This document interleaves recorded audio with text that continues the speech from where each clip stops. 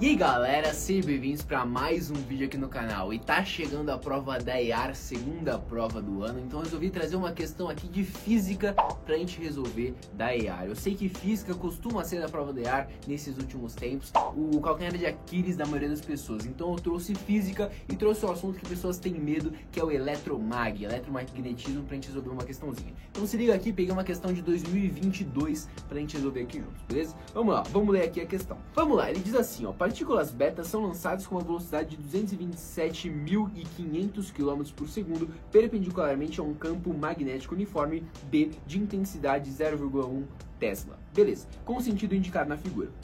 Tem uma figurazinha aqui que ele deu pra gente. Legal.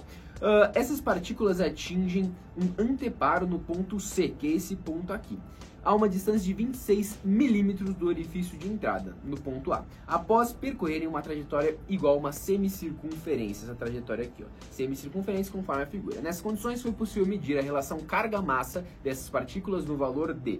Beleza, carga-massa, ele quer que a gente pegue e monte alguma coisa aqui, de forma que a gente isole a carga dividida pela massa, né, Coulomb dividido por quilograma, que é o que ele deu aqui. Beleza. O que a gente vai ter que fazer aqui? A gente vai ter que mexer com algumas fórmulas, né? A fórmula da força magnética e a fórmula da força centrípeta, né? Da resultante centrípeta. Mas não entendi direito, você está aí meio com dúvida, eu vou falar com calma essa questão. Primeiro deixa eu aqui riscar, anotar os dados que ele deu. Ele deu essa velocidade aqui e você pode ver que ele deu ela em quilômetros por segundo. Ou seja, a gente vai ter que inevitavelmente mudar isso para o sistema internacional, que é quilômetros por hora, no caso do sistema internacional, né, metros por segundo. Então a gente vai ter que mudar para metros por segundo. E a gente tem também aqui 1 Tesla, 0,1 Tesla tá ok, tá no sistema internacional. E a gente tem aqui 26 milímetros, né, milimetros. A gente vai ter que passar isso para metro. Beleza, a gente faz isso rapidinho, mas primeiro eu quero trabalhar o raciocínio da questão.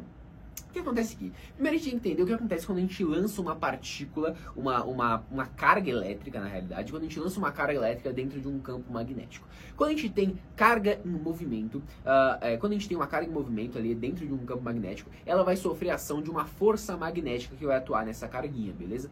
E o que acontece? Dependendo da carga, né, se ela for positiva, se ela for negativa, a gente vai ter uma força magnética diferente. Nesse caso, a gente não precisa fazer, por exemplo, a regra do tapa para falar para onde está a força magnética, porque como a gente sabe que essa é a trajetória da partícula, obviamente a força magnética ela deve ter agido para cá para fazer uma resultante centrípeta de forma que a gente realizasse um movimento circular, beleza? Então, a gente não precisa aqui fazer uma análise de para onde seria a força resultante na partícula, a força magnética, porque o exercício meio que deu pra gente, beleza? Então, a gente já sabe que ela vai ser para cá. Mas se você fizesse aí a regra do tapa, você colocaria, né, os dedos aqui no sentido do campo magnético, que nesse caso está saindo da folha, tá entrando na folha aqui, e o dedo na direção da velocidade. Você chegaria fazendo isso que a força magnética ela seria sentido aqui o centro dessa trajetória, porque você tem que bater com a parte de trás da sua mão, por ser uma partícula beta, né, que é negativa, beleza? Mas isso não vem muito ao caso pra gente agora nessa questão, porque a gente quer basicamente resolver continha na realidade.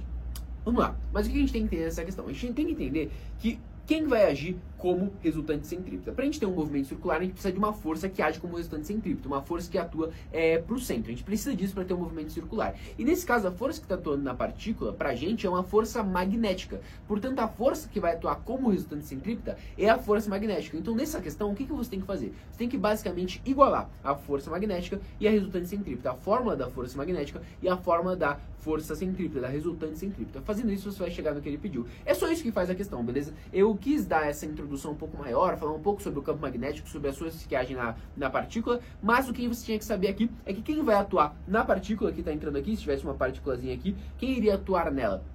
Seria uma força magnética, de forma que essa força magnética vai atuar como resultante centrípeta, ela vai apontar aqui para o centro dessa trajetória circular. Beleza? Então vamos lá. Qual é a forma da gente para a força magnética, né? Essa é uma das formas que você teria que saber para resolver o exercício. A gente sabe que força magnética, só deixa eu diminuir um pouquinho aqui, a gente sabe que força magnética é igual a BQV seno θ. BQV seno de θ, né? Esse θ é o ângulozinho que a gente tem entre a velocidade e o campo magnético, tá? É uma coisa, se esse ângulo for 90, por exemplo, que é o nosso caso, né? A velocidade, ela tá pra cá, a velocidade tá pra cá, a nossa velocidade, e o campo ele está perpendicular ao plano da página, então forma 90 graus, o seno de 90 vai dar 1, então isso aqui não vai alterar na nossa conta, beleza? Tanto é por isso que se você tiver a sua velocidade paralela ao seu campo, você não vai ter força magnética, porque o seno vai dar 0, você vai cancelar a força magnética, tá? Então, aqui, esse seno eu não vou colocar porque ele vai dar 1, beleza? Na verdade, eu vou deixar ele aqui sim, porque só para mostrar a fórmula, beleza? A fórmula é essa, força magnética, BQV seno θ. Legal, e qual é a fórmula da força resultante?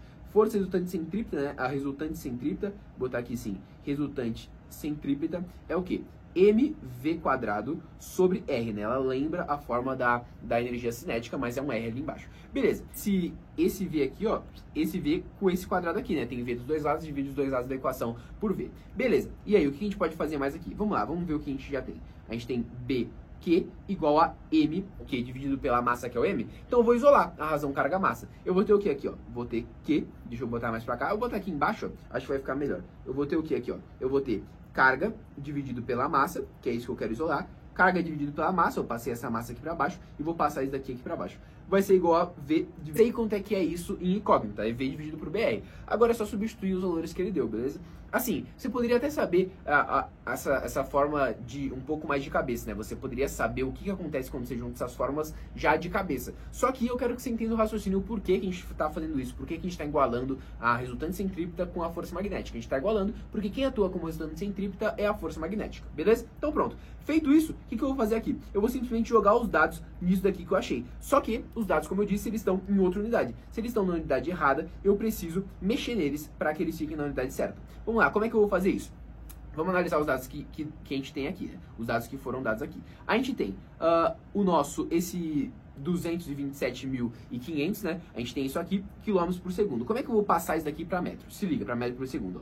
227.500 quilômetros por segundo. O segundo já é a unidade mesmo, eu preciso mudar esse quilômetros para metros. Pô, o que é 1 quilômetro? São 1000 metros. Então eu tiro esse quilômetro daqui, multiplico isso daqui por 1000, tudo bem? Multiplico por 1000, que seria o 10 à terceira, né? 10 à terceira, e já vai ter no metro por segundo. Como eu tinha quilômetro por segundo, para eu transformar o quilômetro para metro é só multiplicar por 1000, né? Por quê? Porque 1 quilômetro são 1000 metros. Eu peguei esse 1 quilômetro e multipliquei por 1000 para dar 1000 metros, beleza? Então essa daqui é a nossa velocidade no sistema internacional. E a distânciazinha ali que a gente tem vai ser o quê, ó? Pego 26, tá em milímetro, 26 milímetro, mili é 10 a menos 3, então vai ficar 10 a menos 3 metros, beleza? Isso daqui. Só cuidado, porque esse 26 milímetros aí, ele é a distância total, essa distância toda aqui. Só que o raio da trajetória, que é o que tem na nossa fórmula aqui, o raio da trajetória é a metade, certo? É essa distânciazinha aqui, esse é o raio. Portanto, a metade daquilo lá. Então, com essa informação que a gente tem aqui em cima, a gente chega, né, que o nosso raio é a metade. 13 vezes 10 a menos 3, beleza? Esse é o raio. Então, essa informação que a gente vai usar para acabar a questãozinha aqui. Só jogar esses dados aqui na questão, só jogar eles mesmo. Ó. Vamos lá, o que a gente vai ter aqui? Vai ter velocidade dividido por Brasil, vai ficar 227.500 aqui, vezes 10 a 3. Eu vou até juntar isso daqui, em vez de escrever assim, eu vou botar 5, isso daqui vezes 10 a 5, só juntei todo mundo lá, beleza? Só juntei todo mundo lá. Isso daqui dividido por o nosso 13 vezes 10 a menos 3. 10 a menos 3. Agora é só continha, né? Eu vou aumentar um pouquinho aqui porque minha letra ela ficou meio zoada, né? Eu vou aumentar aqui só pra ficar mais bonitinho. Agora é substituir valor, tá? Resolver continha. Vamos lá. Juntando aqui todos esses 10 que a gente tem aqui, ó. 0,1 é a mesma coisa que o quê? 10 a menos 1. Você concorda comigo? Então o que vai ficar aqui, ó? Se eu juntar esse 10 aqui a menos 1 com esse 10 a menos 3, eu vou ter 10 a menos 4. Então eu posso escrever isso aqui assim, né?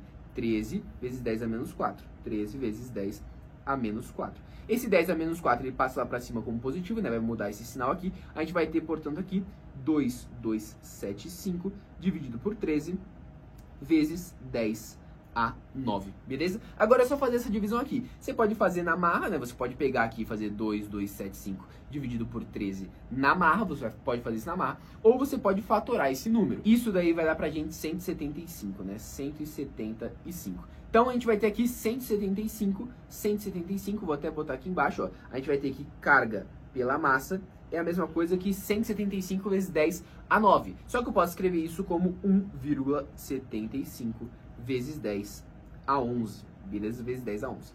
Eu quis fatorar aqui, você não precisa ver essa continha, né? Porque para você que está estudando aí para IAR, você já sabe fazer uma fatoração. Então, essa é esse é o nosso resultado, beleza? Esse é o nosso resultado. Qual é a unidade que eu não coloquei aqui, ó? Qual é a unidade? A unidade vai ser carga. O que é carga? Carga é coulomb. E massa é quilograma. Então, coulomb por quilograma, beleza? Essa unidade ele deu ali na questão, então você não precisava dela, porque também a questão não é aberta. Mas ele deu aqui, ó, coulomb por quilograma. Então essa foi a questãozinha. Eu quis aí falar ela com mais calma, tal, falar bastante aí sobre esse negócio da força, tal, para você não ficar com dúvida, para você, assim, saber o que você está fazendo. Mas as continhas em geral você não tem que pensar muito não, você vai simplesmente igualar a força resultante, igualar a centrípeta com a força magnética e já era, aí faz continha, beleza? Se gostou do vídeo, deixa o like e espero que você faça uma ótima